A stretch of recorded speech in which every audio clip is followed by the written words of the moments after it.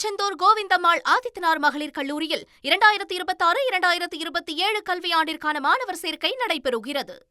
10ஆம் தேதி டெல்லியில் கூடுகிறது தேசிய ஜனநாயக கூட்டணியின் முதலமைச்சர்கள் கூட்டம். மேலும் விவரங்களை எமது செய்தியாளர் ரமேஷ் வழங்கிட கேட்கலாம்.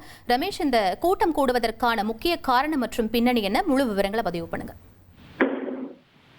ஜூன் 10ஆம் தேதி மிக முக்கியமான ஒரு கூட்டம் டெல்லியிலே நடைபெற இருக்கிறது. தேசிய ஜனநாயக கூட்டணியின் முதல்வர்கள் மற்றும் துணை முதல்வர்கள் கூட்டம் டெல்லியிலே நடைபெற இருக்கிறது. பிரதமர் மோடி, உள்துறை அமைச்சர் அமித்ஷா ஆகியோர் தலைமையில் நடைபெறக்கூடிய இந்த கூட்டத்தில் பாஜக மற்றும் அதன் கூட்டணி கட்சியான தேசிய ஜனநாயக கூட்டணி ஆளும் மாநிலங்களின் முதல்வர்கள் மற்றும் துணை முதல்வர்கள் உள்ளிட்ட பலரும் பங்கேற்க இருக்கிறார்கள். இது தவிர தேசிய ஜனநாயக கூட்டணியை சார்ந்த முக்கிய தலைவர்களும் கூட பங்கேற்க இருப்பதாக ஒரு தகவல் கிடைத்திருக்கிறது.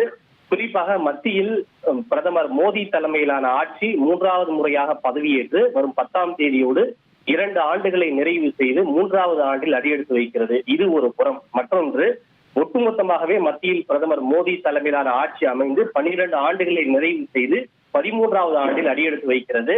இது தொடர்பாக விவாதிப்பதற்காகவும் அதனை கொண்டாடுவதற்காகவும் தான் இந்த முக்கியமான கூட்டம் நடைபெற இருக்கிறது. இந்த கூட்டத்தை பொறுத்தவரை அடுத்த 2029 மக்களவை தேர்தலுக்கு தயாராக வேண்டும் என்பது தொடர்பான சில அறிவுறுத்தல்களை தேசிய ஜனநாயக கூட்டணியினுடைய முதல்வர்களுக்கு பிரதமர் மோடி வழங்க இருக்கிறார். திருச்செந்தூர் கோவிந்தம்மாள் ஆதித்தனார் மகளிர் கல்லூரியில் 2026-2027 கல்வியாண்டிற்கான மாணவர் சேர்க்கை நடைபெறுகிறது.